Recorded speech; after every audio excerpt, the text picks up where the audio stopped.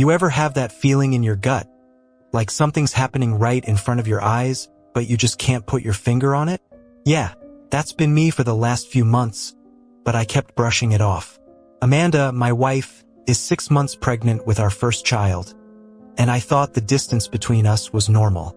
Maybe it's the hormones. Maybe she's just exhausted from carrying our kid. I was stupid. Last Friday was the night everything cracked open, and looking back, I still can't figure out how I didn't see it coming. I was supposed to be at a late work meeting that evening, or so Amanda thought. I had actually finished earlier than expected, which made me excited to get home and maybe have one of those rare moments where we could relax and watch something stupid on TV. The house was dark when I got there, and it seemed empty, so I figured she was upstairs napping or something, until I noticed her car wasn't in the driveway. I thought maybe she'd gone to the store. I texted her, but no response. 30 minutes passed, then an hour. Still no reply, and her phone was going straight to voicemail. I'm not a paranoid guy, but something about that silence was digging under my skin. And that's when I did something I'd never done before. I opened her laptop. I felt guilty just looking at it, like I was crossing some invisible line of trust. But at that moment, I didn't care. The first thing that popped up was a group chat. Her friends were talking about some party they'd all gone to, something I had zero clue about. The messages were full of details, laughing about the wild night. When Amanda jumped into the pool, one of her friends wrote, "I thought I'd die of laughter. Pregnant and still the life of the party." Wait, a party? My pregnant wife went to a party. Without telling me? I was dumbfounded. Not once did she mention it, and as far as I knew, she had spent the entire evening at home, resting. But apparently, she'd been out drinking, jumping into pools, and God knows what else. I kept reading, and that's when things got worse. Her friend, Megan, wrote, "I still can't believe what happened with him. What was she thinking? Him? Who the hell was him?" I could feel the blood rushing to my ears as I scrolled through the messages, piecing together fragments of what had happened.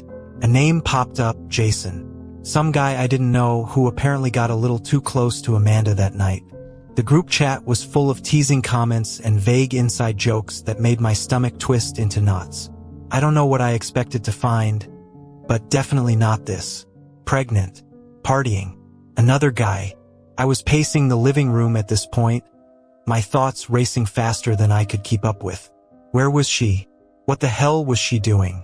And why hadn't she said a word to me? An hour turned into 2. By the time I heard the front door creak open, it was almost midnight.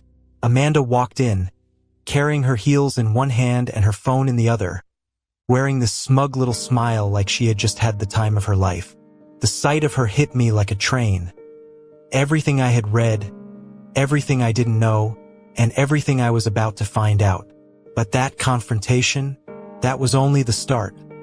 When Amanda walked through the door that night, her mood was way too carefree for someone who had just come back from God knows where. She didn't even notice me at first, sitting there in the dark, watching her like a hawk. She kicked off her shoes, stretched, and let out a long sigh like she had just come back from a spa day or something. I stood up, trying to keep my voice calm. "Where were you?" She froze. That smile I saw on her face, it vanished in an instant, replaced by something colder, more calculating. Her eyes darted toward the stairs like she was already planning her escape. "I went out with the girls," she said, her voice light, as if the answer was obvious. "Didn't you get my text?" That was her first mistake. There was no text. I knew it and she knew it. I took a step closer, my heart pounding in my chest, trying to hold it together. "You didn't text me. In fact, I've been trying to reach you all night. Your phone went straight to voicemail." She stared at me for a second, her face blank. Then she laughed, like a light laugh, the kind someone gives when they're trying to brush something off. "Oh yeah, my battery died." She shrugged. Holding up her phone like that somehow made everything fine. I didn't even realize it until I was already out. I nodded slowly, like I was accepting her excuse. But inside I was boiling. I couldn't stop thinking about the messages I saw. I knew she was lying, but I needed her to keep talking, to keep digging her own grave. Must have been a good time, I said, trying to sound casual. Where'd you go? Her eyes flicked away for a second too long, and that was when I saw it, the hesitation, the calculating pause before she answered. Oh, we just went to Megan's place. A few of us had dinner and hung out for a bit. She forced a smile, walking toward the kitchen like the conversation was over. But it wasn't. Not even close. Megan's, huh? I leaned against the wall, my arms crossed, watching her every move.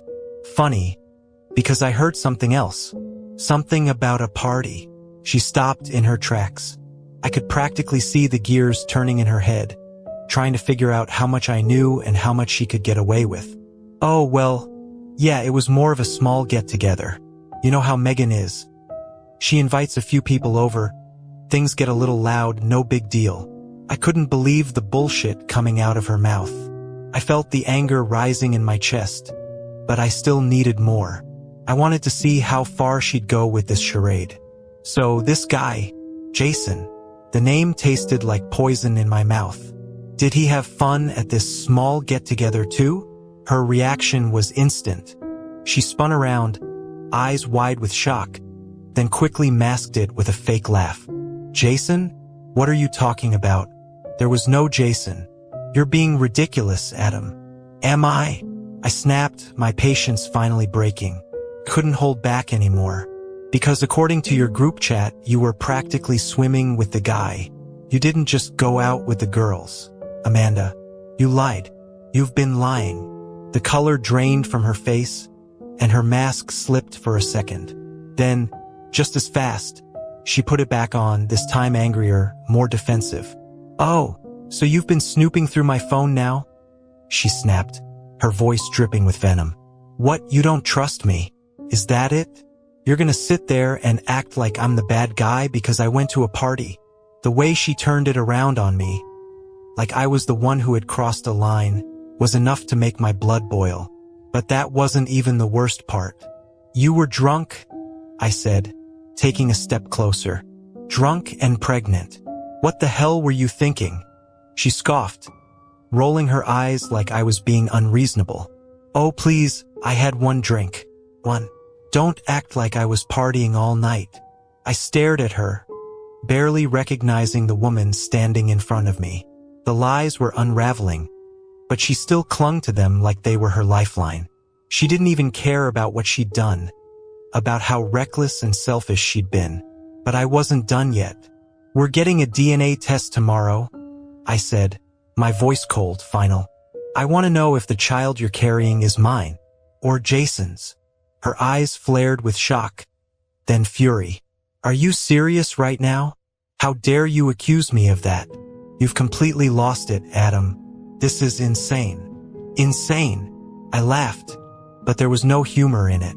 No, what's insane is how far you're willing to go to keep lying. But I'm done playing this game. We're going for that test. First thing in the morning. Amanda stood there, her face hard, her jaw clenched, the tension between us thick enough to cut with a knife. I didn't know what she'd do next, but one thing was clear.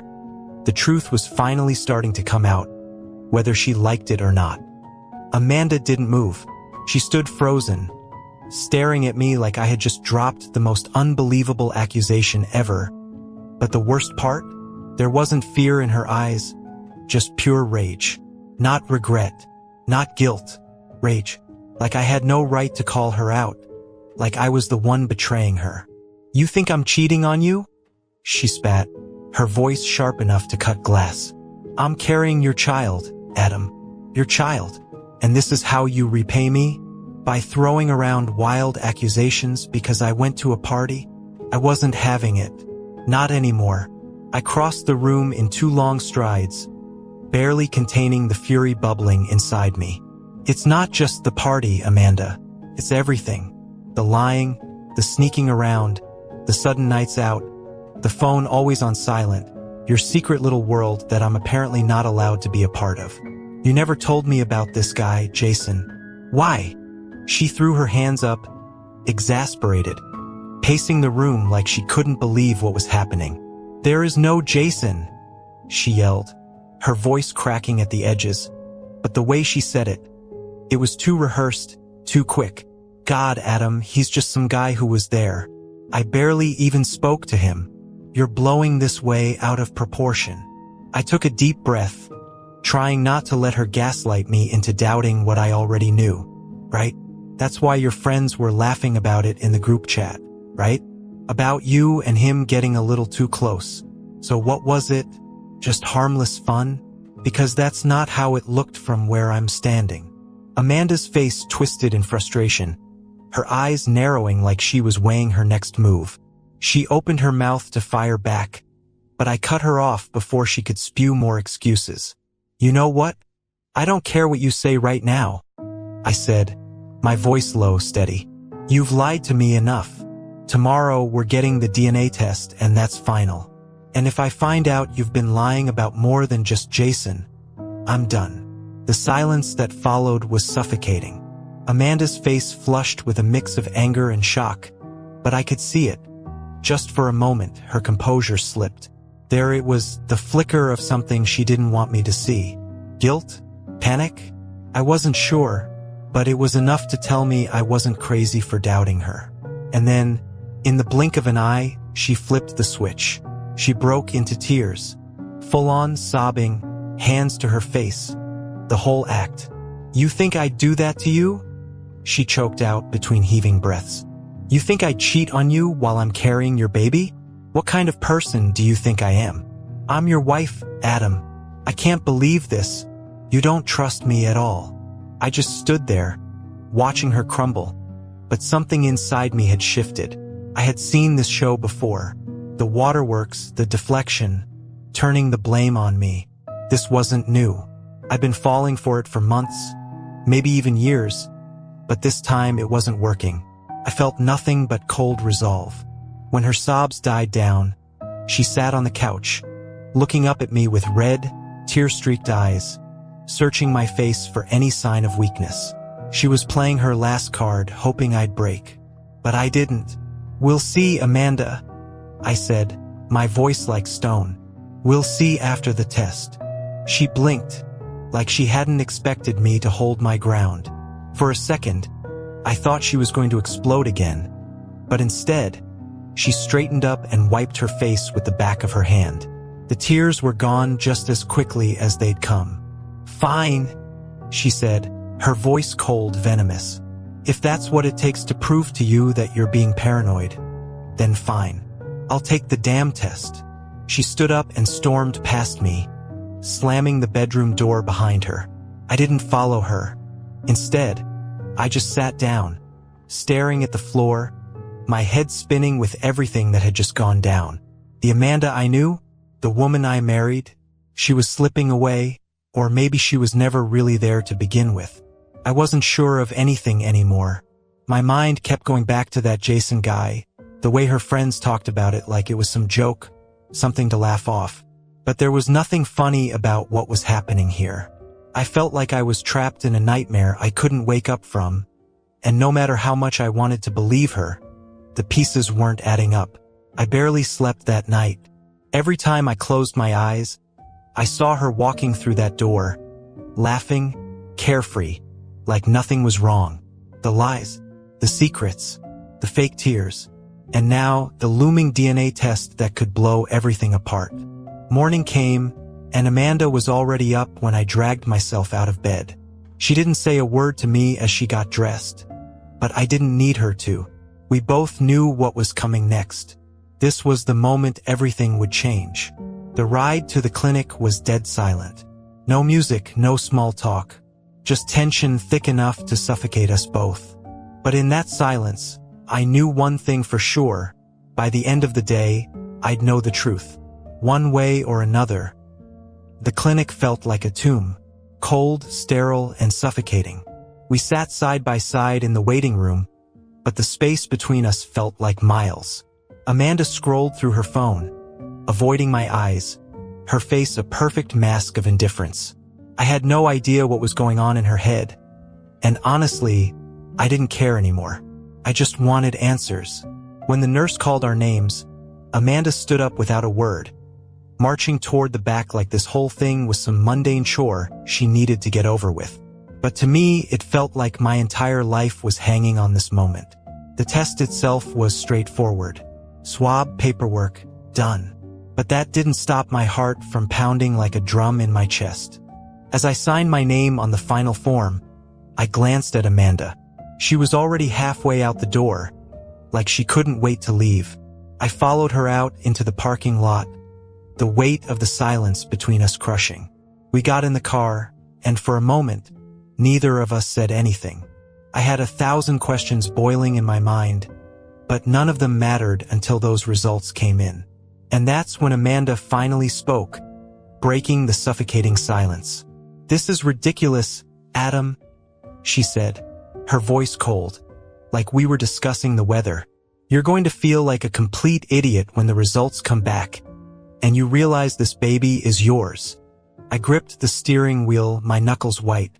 "If I feel like an idiot, at least I'll know the truth," she scoffed, shaking her head, her lips twisted into a bitter smile. "You really don't get it, do you? You're destroying our marriage with your paranoia. You should be focusing on our future, on the baby. But no, you're too busy playing detective." Her words hit me, but not in the way she wanted. I felt the heat of anger rising in my chest, but I swallowed it down. The truth was, she didn't even try to defend herself anymore. It was all about turning it back on me, making me feel like the villain, like I was the one tearing us apart. But after everything I'd seen, all the lies, the sneaking around, how could she expect me to just sit back and pretend everything was fine? I didn't respond. I didn't trust myself to speak without exploding. Instead, I drove home in silence, my thoughts a tangled mess. I kept replaying the night she came back from that party. The carefree smile, the smell of alcohol, the way her friends laughed about him. Jason, the guy who hovered in the background of everything, even though Amanda pretended he was nobody. When we got home, Amanda didn't waste any time heading upstairs. "I'm going to lie down," she muttered, barely glancing at me as she disappeared into the bedroom. She always did this, retreated when things got too real. I couldn't decide if it was fear, guilt, or just plain indifference at this point. I stood in the hallway for a moment, staring at the closed door, wondering what the hell I was doing. Part of me wanted to confront her again, to demand the truth, to force her to admit what she'd done. But another part of me, maybe the smarter part, knew that no matter how much I pushed, she wouldn't crack. Amanda was too good at this game, so instead I did something else. I went back to her laptop. I know, I shouldn't have, but after everything, I couldn't let it go. I needed to know what else she was hiding, and if she wasn't going to tell me, I was going to find out myself. This time, I wasn't looking for vague messages or hints. I wanted something concrete, something that would either confirm my worst fears or give me a reason to believe her. I opened her emails first, nothing unusual there. Then, I went back to her group chat, scrolling through older messages, piecing together the timeline. That's when I found it. One message, buried deep in the chat, from a few weeks ago, after another one of her nights out. Megan had texted her, "So, what's going on with Jason? Are you going to tell him?" Tell him what? My heart started pounding in my chest. I scrolled through Amanda's reply. "Not yet. He's too suspicious right now. I need to wait." What the hell was she waiting for? What wasn't she telling me? Or worse, telling Jason? Before I could stop myself, I clicked through her recent photos. I don't know what I was expecting. Maybe pictures from the party, maybe something innocent that I could overanalyze. But what I found made my blood run cold. There were a handful of pictures from that night. Amanda looking happy, carefree. But one of them stood out. It was a photo of her with Jason, arms around each other, grinning at the camera like it was the best night of their lives. And in the background, some guy was holding Amanda's shoes, while she had clearly just jumped into the pool, pregnant, laughing, drunk, with another guy's arm around her. I closed the laptop, feeling like I'd just been sucker punched. It wasn't just the photo or the messages, it was everything. The lies, the manipulation, the gaslighting. I couldn't believe it had come to this. Amanda wasn't just playing me. She was playing both of us. I stood up, pacing the living room, trying to decide what to do. Confront her again? What would it even matter? She'd deny it, twist the story, cry, scream. Anything to avoid admitting what I already knew. But what hit me hardest, what gnawed at the pit of my stomach, was the thought that this baby, our baby, might not even be mine. And in that moment, I realized something. I was done waiting, done playing her games, done hoping for some miraculous redemption. The DNA test would tell me what I needed to know. And once I had those results, everything would change. The house felt eerily silent after I closed Amanda's laptop. That picture of her and Jason had burned itself into my mind, their smiles mocking me, haunting me every time I blinked. I had all the evidence I needed, but it still didn't feel real. There's this moment when you know your life is about to shift in a way you can never come back from, and I was standing on that edge, staring into the abyss. I wasn't ready to confront her yet, not without the DNA test results in hand. But I wasn't going to sit there and let her keep pretending. My gut was screaming for me to take action, to rip the mask off and force her to face what she'd done. That evening, Amanda came downstairs, acting like nothing had happened. She asked if I wanted dinner in that casual, almost robotic way she'd adopted lately, like she was just going through the motions of being a wife.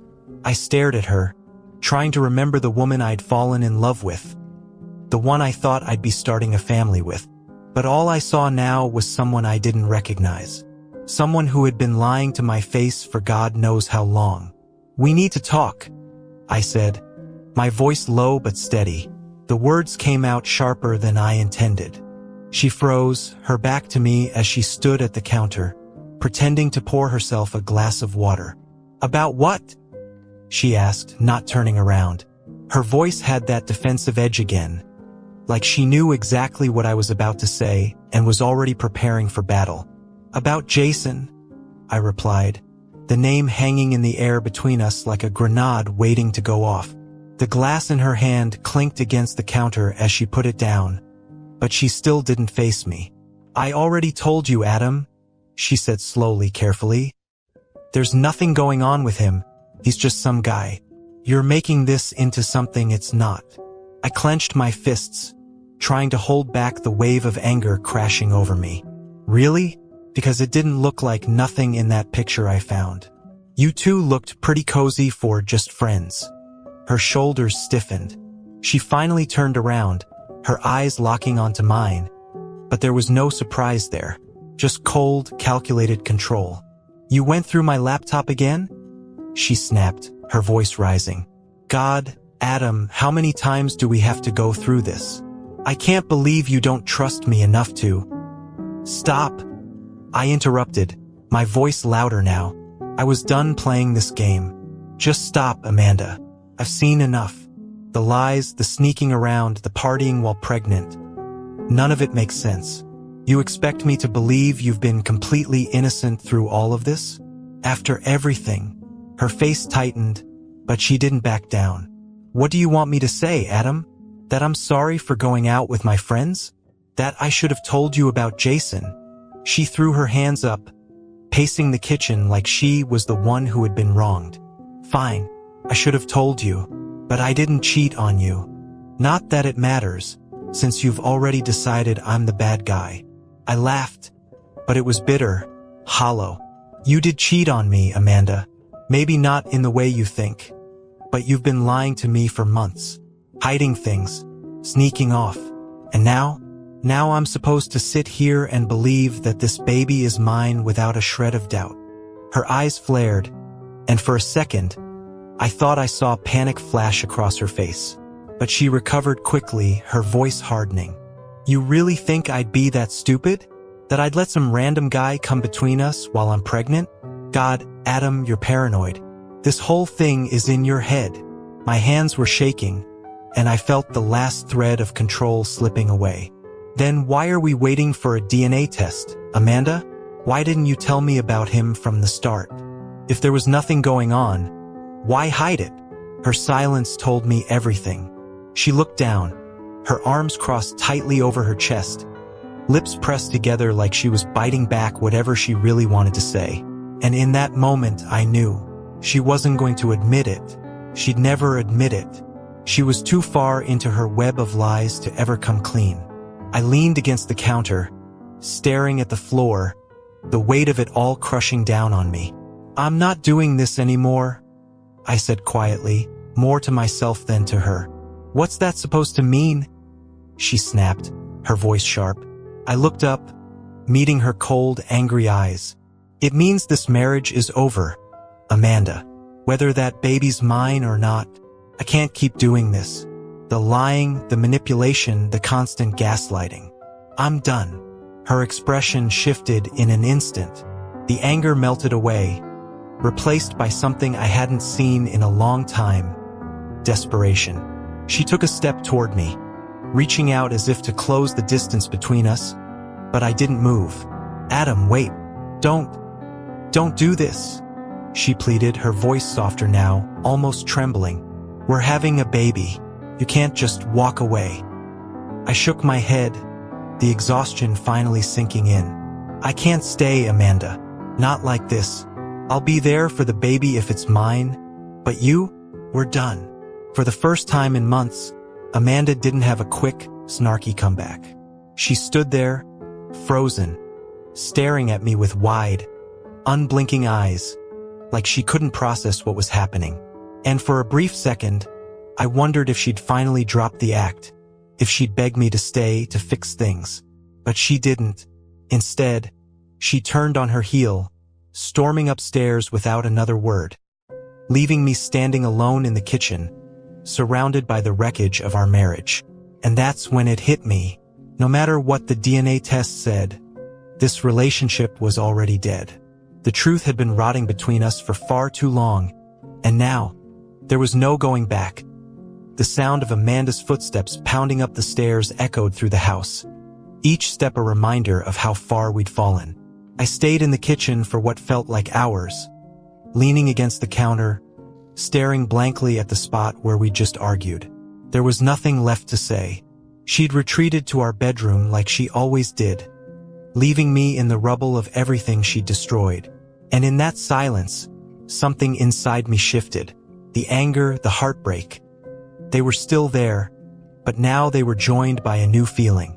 Clarity. I was done waiting for her to change. Done hoping she'd confess, that she'd show even a shred of remorse. No matter what the DNA test revealed, I wasn't about to let her keep pulling me down with her. I made my decision. I walked upstairs, the air heavy with the finality of it all. The door to the bedroom was shut, but I didn't care. I knocked once, then pushed it open without waiting for an answer. Amanda was sitting on the edge of the bed, her back to me, staring at the wall. She didn't even flinch when I entered. "We need to talk about what happens next," I said, my voice calm, almost cold. She didn't turn around. "What do you mean, what happens next?" Her voice was flat, drained of emotion. "I mean, we need to figure out what to do while we wait for the results," I replied, leaning against the doorframe. "I'm moving out. I can't stay here anymore." That got her attention. She turned around, eyes wide with disbelief. "You're what?" The shock in her voice was real this time. She hadn't expected me to take it this far. "Adam, you can't just walk away. We're about to have a baby." I crossed my arms, trying to keep my voice steady. "You think I don't know that? But we're broken, Amanda. We've been broken for a long time, and I can't keep pretending that everything's fine. Not after everything that's happened." Her eyes narrowed, and just like that, the desperation faded, replaced by the same cold, defensive mask she'd been wearing for months. "So you're just gonna bail? Leave me to deal with everything on my own? Real classy, Adam." I shook my head, refusing to let her bait me. "I'm not bailing. I'm giving us space. I'll be there for the baby if it's mine. But I can't live in this house with you anymore. Not with all the lies, the secrets, the way you've been manipulating me." Amanda stood up, crossing the room to stand inches from me, her eyes blazing with anger. "Manipulating you?" she hissed. "You've been paranoid and controlling for months, Adam. You're the one who's been spying on me, invading my privacy, and now you're running away because you don't like what you found." I stayed silent, letting her words wash over me. It was like she couldn't help herself.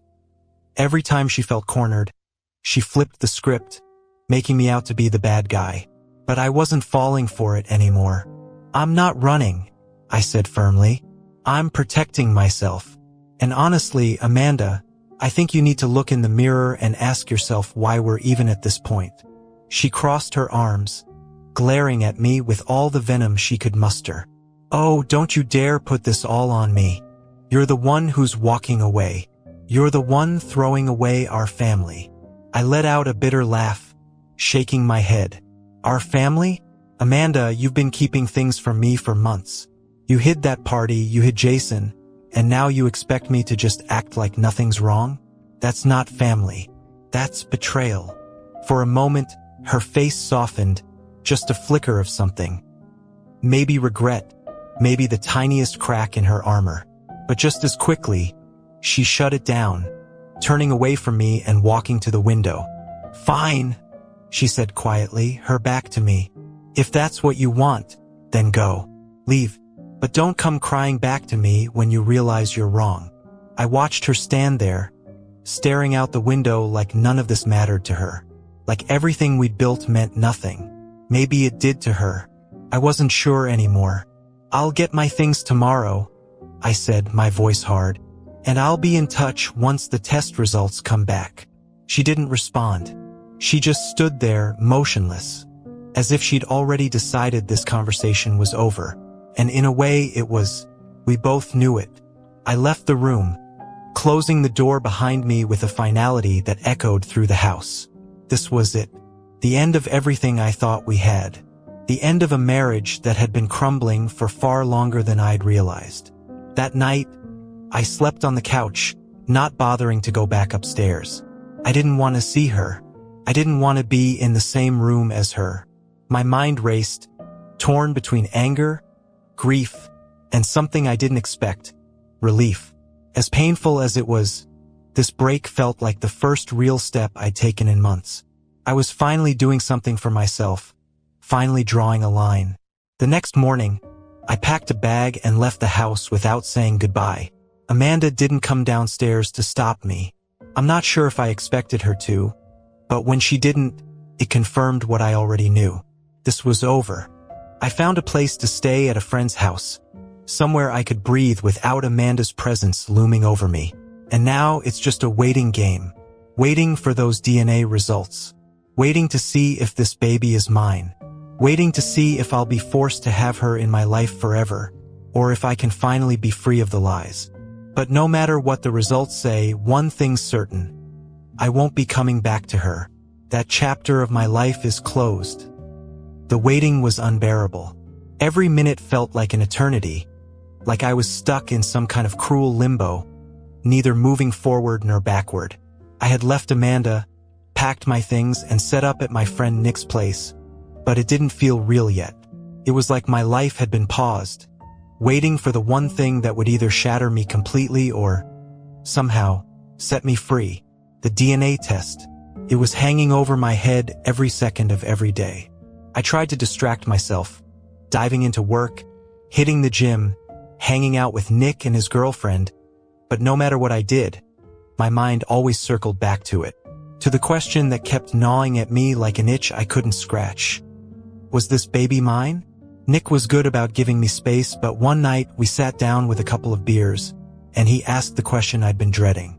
"So, what happens if the baby's not yours?"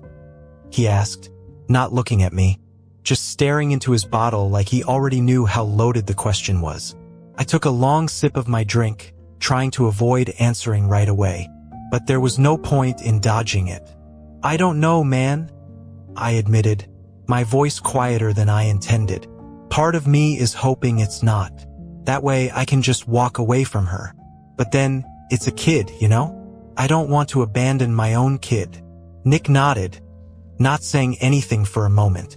Then he glanced at me, his brow furrowed. "And if it's yours?" I sighed, leaning back on the couch, staring at the ceiling. "If it's mine, I'll take care of the baby. I won't stay with Amanda, though. That's over. But I won't abandon the kid. I can't." The words felt heavy as I said them, like I was bracing myself for something I wasn't ready for. I didn't want to be tied to her forever. I didn't want her manipulation, her lies, to be a constant shadow in my life. But if that child was mine, I couldn't turn my back. The next few days blurred together, a routine of waiting, overthinking, and trying not to let my emotions swallow me whole. I hadn't heard from Amanda since I left, and I didn't reach out. There was no point. We both knew the test results would be the final word. Then one morning my phone buzzed. I was sitting in Nick's kitchen, staring blankly at my coffee, when the notification lit up the screen. "Test results available." My stomach dropped. I stared at the message for a full minute before I could even bring myself to unlock the phone. This was it. The moment that would decide everything. My future, my connection to Amanda, the child she was carrying. It all boiled down to this. With shaking hands, I clicked the link to view the results. The screen loaded slowly, or maybe it just felt that way because my heart was pounding so loud I could barely hear myself think. And then there it was. The answer I had been waiting for. 0% probability of paternity. I blinked, staring at the words, trying to make sense of them. My mind raced, my emotions a tangled mess. Relief, anger, shock, disbelief. The baby wasn't mine. The truth hit me like a tidal wave, sweeping away everything in its path. The baby, the child I had been preparing myself to care for, to raise, to take responsibility for, wasn't mine. Jason's face flashed through my mind, and suddenly, all the pieces clicked together. She had been lying from the start. All of her excuses, her denials, the fake tears. It was all part of her twisted game. She knew. She knew the baby wasn't mine, and she'd kept it from me, trying to trap me in this nightmare. I stood up, my legs unsteady, the anger rising in my chest like wildfire. I wanted to scream, to break something, to storm over to Amanda's house and confront her with the truth, throw it in her face, and demand answers. How could she do this to me? How could she lie to me for so long, knowing I was preparing to be a father? I grabbed my phone, my hand still shaking as I dialed her number. She picked up after a few rings, her voice cold, distant, like she hadn't been expecting to hear from me. "What do you want, Adam?" I took a deep breath, my voice low, trembling with the anger I was trying to keep in check. "I got the results, Amanda." There was a pause on the other end, but I could almost hear her calculating, trying to figure out how much I knew. And you lied?" I snapped, unable to hold it in any longer. "The baby isn't mine, Amanda. You've known this whole time, haven't you?" Silence. For a moment I thought she'd hung up. Then, finally, she spoke, her voice cold and flat. "I didn't know for sure." I let out a bitter laugh, shaking my head. "Bullshit. You've known, Amanda. You've known, and you let me believe it was mine. You let me go through hell, thinking I was about to be a father, when all along it was someone else's kid. Jason's kid." Another silence, but this one felt different, like she didn't care anymore. "So what? You've got your answer now. What do you want me to say, Adam? I made a mistake. It happened. Move on." Her words hit me like a punch to the gut. The complete lack of remorse, the way she brushed it off like it was nothing, like I was nothing. It was too much, too cold, too cruel. "A mistake," I repeated, my voice shaking. "You lied to me, Amanda. You lied about everything. And now, you expect me to just move on." "Yeah," she said, her voice ice cold. "I do. What's done is done. It's not like you're sticking around anyway." My grip tightened on the phone, my pulse pounding in my ears.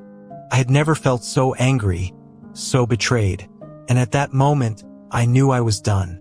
Not just with Amanda, but with this entire twisted mess. "You're right," "Amanda," I said, my voice hard, "I'm not sticking around. You can go build your life with Jason. I want nothing to do with either of you. We're done." Before she could respond, I hung up, throwing the phone down on the table, my hands still trembling with rage. It was over. Finally, truly over. The relief was there, just beneath the surface, but it was buried under a mountain of betrayal, anger, and sadness. I wasn't just walking away from a toxic marriage. I was walking away from the future I had thought was mine. But now I could finally start moving forward. On my own terms. Amanda had burned everything to the ground, but I wasn't going to be stuck in the ashes. I was going to rebuild, without her lies, without her manipulation, without her. Hanging up the phone felt like cutting the last thread tethering me to Amanda.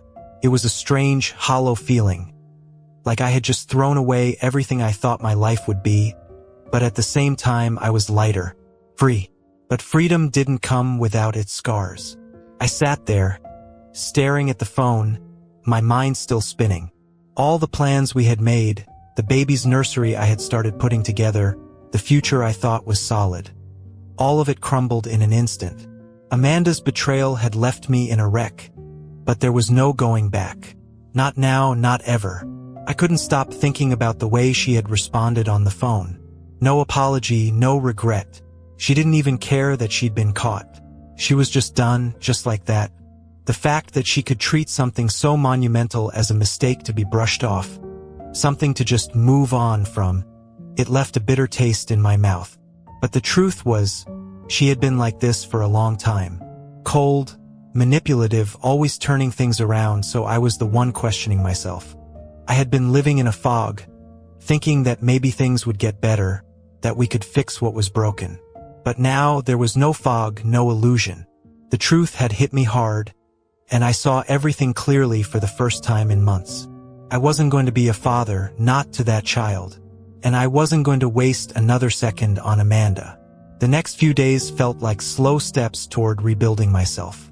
I stayed at Nick's, not ready to return to the life I'd known, but I began putting pieces together. I canceled everything that tied me to Amanda. Bank accounts, bills, everything we had shared. There was no point in holding on to anything anymore. I had to start fresh. One morning, Nick and I were sitting outside on his porch, drinking coffee. It was a quiet moment, the kind of silence that wasn't heavy but peaceful. The air was crisp, the kind of September morning that makes you feel like things are about to change, that a new season is coming. And for the first time, I felt like I was ready to embrace it. "How you feeling?" Nick asked, his voice careful but curious. He'd been watching me these past few days, giving me space but also keeping me grounded. I took a deep breath, staring out at the street, watching the leaves start to change color. "Better," I admitted. "It's weird, you know? I thought I'd be more broken after all of this. But I'm not. I'm pissed, yeah. But it feels like I can breathe again." Nick nodded. "That's the thing about being stuck in a toxic situation. You don't realize how much it's suffocating you until you get out." He was right. I had been suffocating for so long, trapped in Amanda's lies and manipulation, clinging to a relationship that was dead long before I found out about Jason. But now, I had space, clarity, and with that came something else I hadn't expected. Hope. For the first time in months, I felt like I could actually move forward. The future I had imagined with Amanda was gone. Sure, but there was still a future out there for me. One that didn't involve her lies, her manipulation, her cruelty. I could rebuild. A few days later, I went back to the house for the last time. Nick came with me to help pack the rest of my stuff. Walking into the place felt strange. This had been my home, the place I thought I'd raise a child. But now it was just a shell, empty and cold. The air felt heavy with the memories of all the arguments, the lies, the betrayal. But there was no sadness left in me, just a quiet resolve. I packed up the last few things.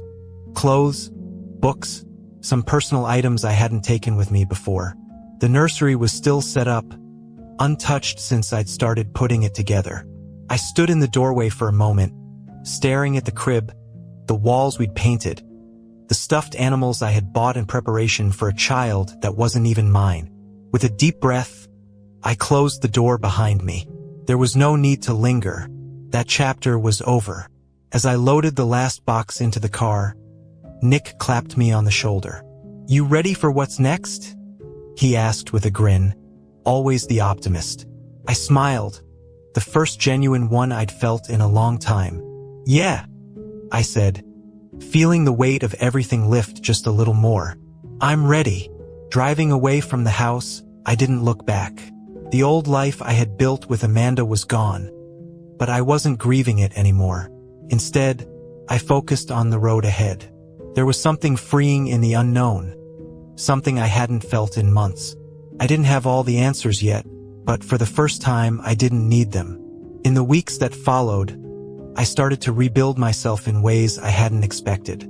I reconnected with old friends, threw myself into work, and even started thinking about the things I wanted for my own future. Not the future Amanda had laid out for me, but one I could build for myself.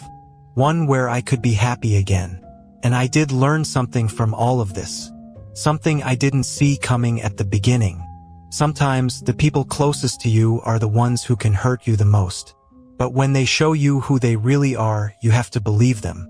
You can't stay in a relationship built on lies, hoping it'll change, hoping things will get better. You have to walk away even if it hurts.